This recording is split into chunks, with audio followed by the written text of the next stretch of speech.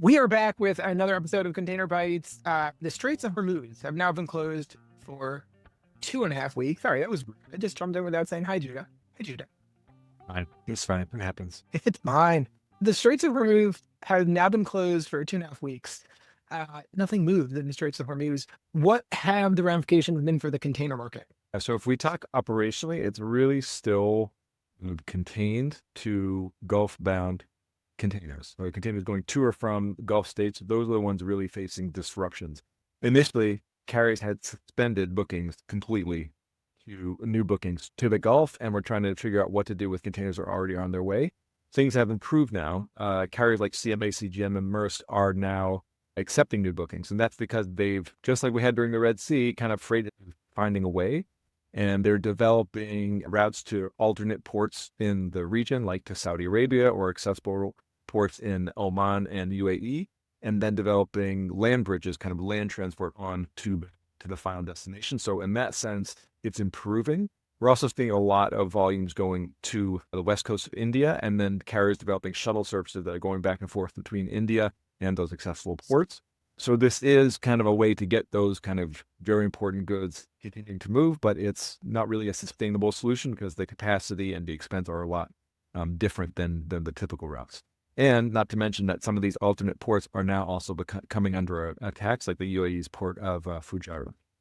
Is that like spreading out and causing more congestion at other ports? I know, like very frequently you can get these like little domino effects from ports that are blocked. Yeah. So like I said, these alternate ports aren't really set up for handling large volumes. So there are already reports of those ports experience congestion. Also building congestion in those West Coast India ports, as we mentioned. Those are getting a lot more traffic than otherwise they would have for now.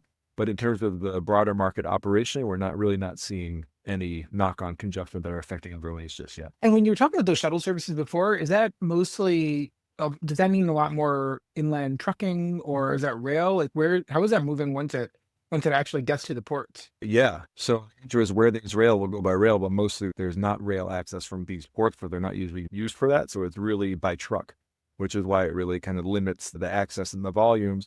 And sometimes these trucks are going on very long distances on 2-lane highways, and it's really seen as kind of a stopgap measure for now while the strait is closed. Mm-hmm. I was looking at, I guess we'll talk about this when we get to the air cargo side, but it does seem that with the exception of a couple of limited countries, things are starting to tick back up when it comes to cargo moving around, right? It's no longer that like full like binary cargo on or cargo off, right? Yeah, exactly. So because of these kind of adjustments, these are ways to try and get those containers where they need to go. But I think they're still, very, very disruptive, and not to mention that there's still assets stuck in the Gulf, like empty containers and container vessels. And does it mean business as usual for the rest of the container world? Have prices changed there, or is this impacting China-US trade? Right. So operationally, not impact. We're not hearing of disruptions. We're not hearing of empty container shortages, or we're not hearing of congestion and delays at other ports because of this kind of knock-on, like you said, domino effect.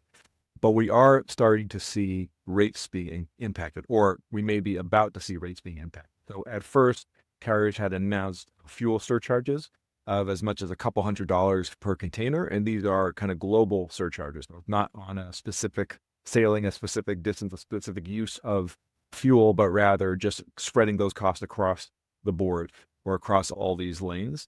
And if fuel prices do get up to kind of levels where they are now, or stay at those levels, it wouldn't be kind of unprecedented. It would make things more expensive, but it's not going to be super disruptive. But by midweek last week, we started to see kind of a flurry of other surcharges, either explicitly related to the war or not.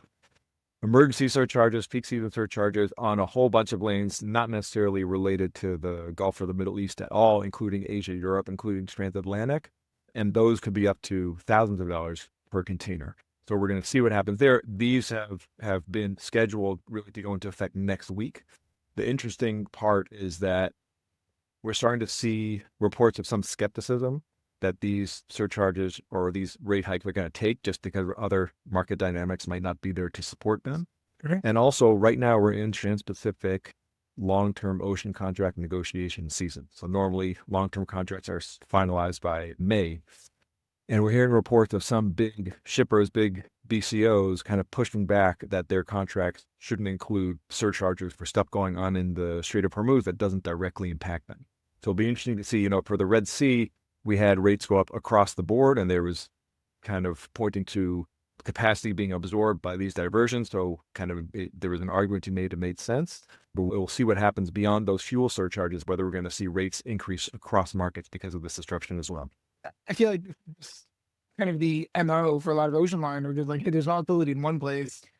Let's jack up the prices everywhere and just kind of protect ourselves.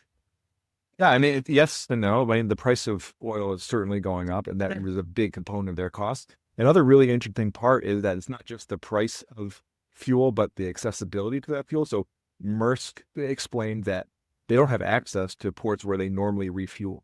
So in order to make sure that they have the fuel they need, they're actually moving it themselves, shipping it themselves on their ships to other places, and even like fueling ship to ship in some places, if I understood correctly. So those are certainly additional costs. And those types of things are really widespread, and they're facing those additional costs. They're going to pass those on to shippers, to their customers. So again, it'll kind of remain to be seen. And if we look towards the air cargo side, I think that's even, where it's even more stark, right? If you look at flight radar, you and I were discussing this before, just like see these huge areas where there isn't a lot of airspace, a lot of airplanes flying.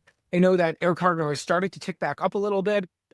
Some airports are open, but they've been being targeted as part of the conflict. Where is air cargo right now in the region? Yeah, so as opposed to ocean, where you could say operationally the disruption is really contained, for air is really a broad impact, because Gulf carriers like Qatar and Emirates, those are two of the top three largest air cargo carriers in the world. A lot of that capacity has been grounded, and a lot of east-west volumes go through there, especially from countries in Asia to Europe. Also, Africa to Europe will transit through these Gulf hubs normally. So this is really a big operational disruption. Qatar their airspace has remained closed completely. UAE has opened their airspace through what they're calling safe air corridors. So they've kind of gradually, and Emirates has put out reports saying they're gradually increasing the number of their flights. So they're not back to normal, but I think they're past 50% of their normal flights are continuing to go. But like you said, the airport in Dubai has specifically been targeted, or has at least been impacted by fires and things like that from, intercepted drones or whatever, impacting the airport itself. And it's been closed several times for several hours, but it continues. That is a real disruption, and we're seeing that reflected in rates as well. So our Freightos Air Index, we've seen rates spike on a lot of these lanes. South Asia to Europe, those prices are up to almost $5. That's 84% higher than the start of the war. Southeast Asia to Europe up more than 25% to more than $4 compared to the start of the war. And that's because these volumes that used to transit through the Gulf are now having to go, out of Asia directly to Europe and other destinations. So we're seeing rates increase, and we're seeing fuel surcharges being introduced as well.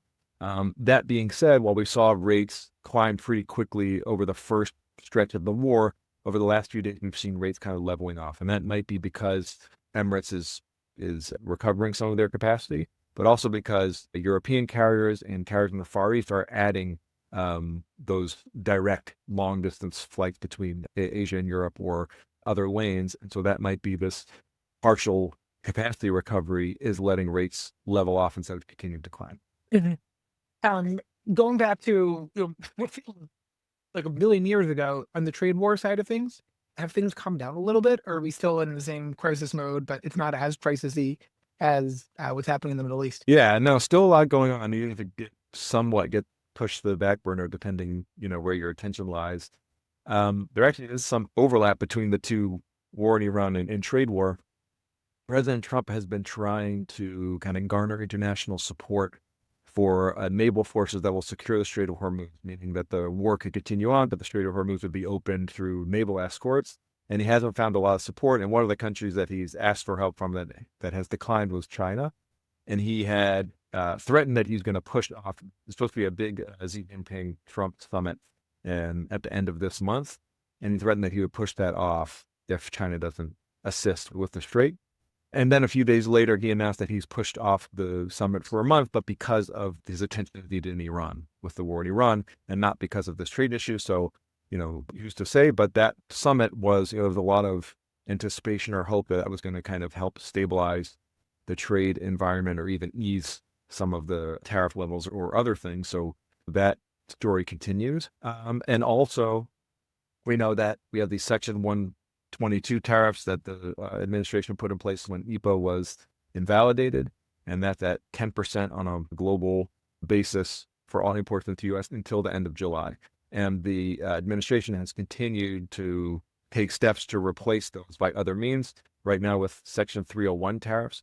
And they're looking at that in a range of countries. And just this week, they said that these probes that need to kind of precede any authorization of tariffs is focusing on, or there are some that are dedicated to looking at excess capacity issues in China, Singapore, and Thailand. So this kind of continues. And I've also seen reports that, the countries who have trade deals with the U.S. are saying, we don't want to pay tariffs beyond what we've agreed to in these, in our agreements, even if they're going to be imposed by other means.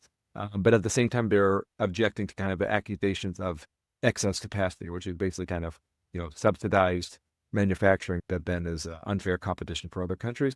So that story continues as well, but it does seem like it's moving in the direction of tariffs are going to remain in place by other means before that 122 expires in July. Awesome. I will, Judah, thank you so much. Really appreciate the update. Looking forward to doing this next week. As a reminder for anyone listening, you can access the data behind what we're talking about at terminal.freightos.com. We send out a weekly email with all this that you can sign up for at freightos.com as well. Please feel free to recommend the podcast. Leave us 5 stars. Does a whole lot of good. Have an awesome day.